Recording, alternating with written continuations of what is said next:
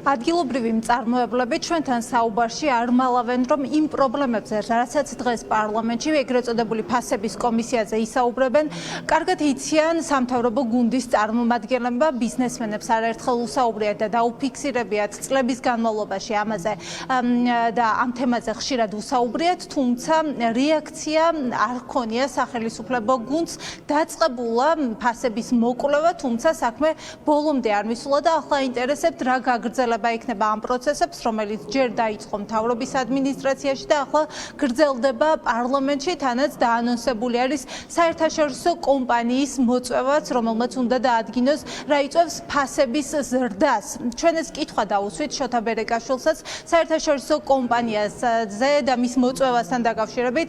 გამოცხადდა თუ არა ტენდერი, რადგან ბერეკაშვილი ამბობდა, რომ პარლამენტის თავმჯდომარეს ეს საკითხი უნდა გაეაქტიურებინა და გამოეცხადებინა ტენდერი, თუმცა ბერეკაშვილი გვეუბნება, რომ ამაზე მიდის მუშაობა და ჯერჯერობით ინფორმაცია არ გვაქვს, როდის გამოცხადება ტენდერი, ან რა სახის იქნება, ეს იქნება პირდაპირ შესყიდვა თუ სხვადასხვა კომპანიას ექნება შესაძლებლობა, რომ მიიღოს მონაწილეობა. ადგილობრივი მწარმოებლების საუბრისგან დღეს კიდევ ერთ მთავარი ტენდენცია გამოიკვეთა, ისინიც ხელს იშველენ ამ შემთხვევაში ქსელური მარკეტებისკენ და ამბობენ, რომ პრობლემულია ქართული პროდუქციის მაღაზიებში განთავსება.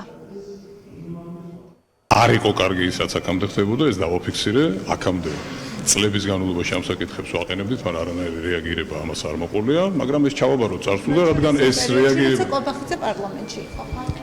რა თქმა უნდა, ყობახიძე დიდი ხანია პარლამენტშია, მაგრამ ძირითადად სხვადასხვა რგოლებს ჰქონდა შეხება, სხვადასხვა რგოლებთან, მათ შორის მინისტრთა კაბინეტთან, მათ შორის პარლამენტთან, მათ შორის ძალიან ინტენსიური ურთიერთობა ძირითადად ჰქონდა კონკურენციის აგენტოსთან, რომელთანაც ესეთ ხელშესახებ შედეგებს ვერ მივაღწია, თუმცა გარკვეულ თუ კი ვინმე დადო რამე რეკომენდაციას კონკურენციის აგენტოა. დანარჩენი აგერ არის ინიციატივები, აგერ არის მოქმედების გეგმები და ძალიან დიდი იმედი მაქვს, რომ ხვალ, ანუ მომავალში და სულ ცოტა ხანში, როგორც ვირდებიან ხელისუფლების წარმომადგენლები, აპრილის ბოლოს იქნება ეს ყველაფერი. პირველ რიგში კეშბეკთან დაკავშირებით გვექნება საუბარი, რომელიც რეალურად დაძვირებს და მეორე გვინდა დავაყენოთ საკითხი რეგულაციებზე ზოგადად ურთიერთობის ქართული მწარმოებლების და ქსელური მარკეტების. აქამდე რატო არ ხდებოდა რეგულაციების დადგენა, გადახედა, მოწესრიგება ურთიერთობა? არ იყო სახელმწიფოთან მსატყობნა და იმიტომ. პოლიტიკურ ნებაზე გამოდის.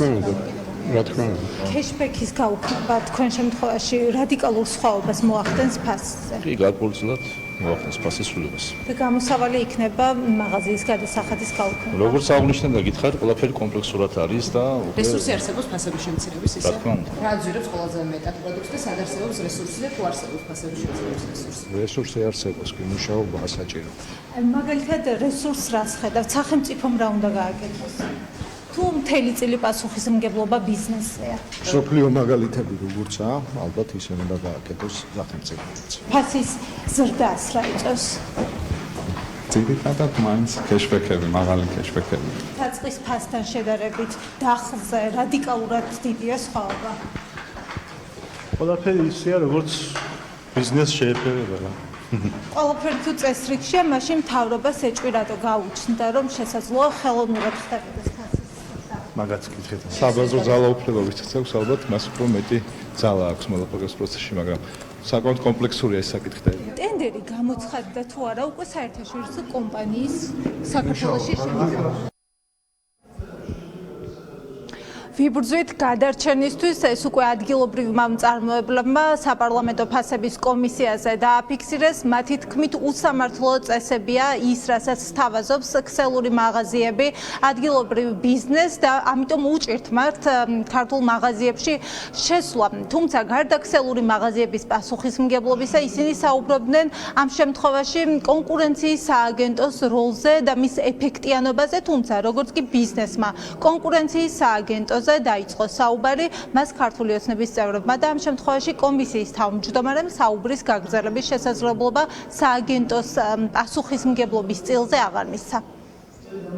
დიდი პრობლემა, რომელიც არსებობს ჩვენ შემთხვევაში, მწარმოებლების შემთხვევაში, ეს არის ეგრეთ წოდებული საერთაშორისო ტერმინით რითეილებთან ურთიერთობა, ქართულად მოსახლეობისთვის გასაგებად საცალო სავაჭრო ქსელებთან ურთიერთობის პრობლემა. იმდენად ასიმეტრიული სიტყვა ვიხმაროთ, იმდენად არათანაბარი და ყველაზე სწორი სიტყვა ამ შემთხვევაში იქნება უსამართლო პირობები აქვთ დაწესებული, რომ რაიმე განვითარებაზე, წინსვლაზე კი არა, თავის გადარჩენაზეა საუბარი. თუ ამ საკითხს არ მიეხედა, ჩემი წარმოებას და ბევრი სხვა ღმერთმა დაიფაროს პირდაპირ ხვალზე დაკოტრების პირას ვიქნებით, ვართ უკვე პირას. თქვენს პირობებში, აი რა პროცესებს ამ ასიმეტრიულ ურთიერთობებში, რა რეკომენდაციას მოგცემთ, რას შეცვლილი?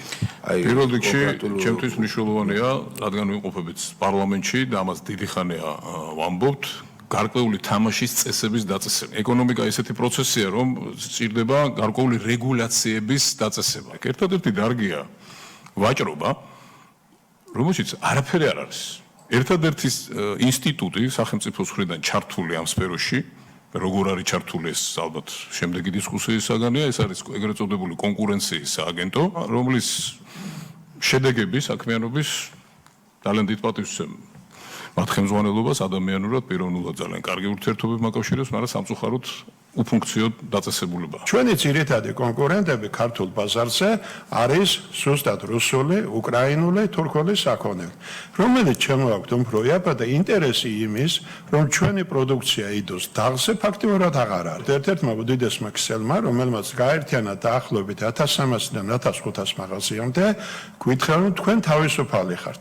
ყოველგვარი მოლაპარაკების გარეშე, ყოველდღე შეიძლება რაღაცას არ დავთანხმდეთ, არსებობს რაღაც პირობები, შეიძლება არ დავაკმაყოფილეთ ეს პირობები, თუმცა პირობები ყველა სამხრივია. ორწლიანი ხელშეკრულება გქონდა, ამის საბუთები გაგვაჩნია, არა, არ გჭირდები და გადით ქსელიდან. რატომ სჭირდება მას ექსკლუზივი? ექსკლუზივი სჭირდება, იმიტომ რომ ის მეორე კონკურენტი ყავდეს მუდმივად წნეხის ქვეშ. იცი რა, აი დააშავებ, ან სუდად მოიქცევი, მე შევშობ და მივიღებ მეორეს. მეორე უკვე მზად არის ჩვენთან შემოსასვლელად. ანუ თქვი რომ თუ რაღაც რეგულირება არ იქნება ქსელურებთან ქსელურების მიმართ, რაც დრო გავა, უფრო უარეს პირობებში ჩავარდებით.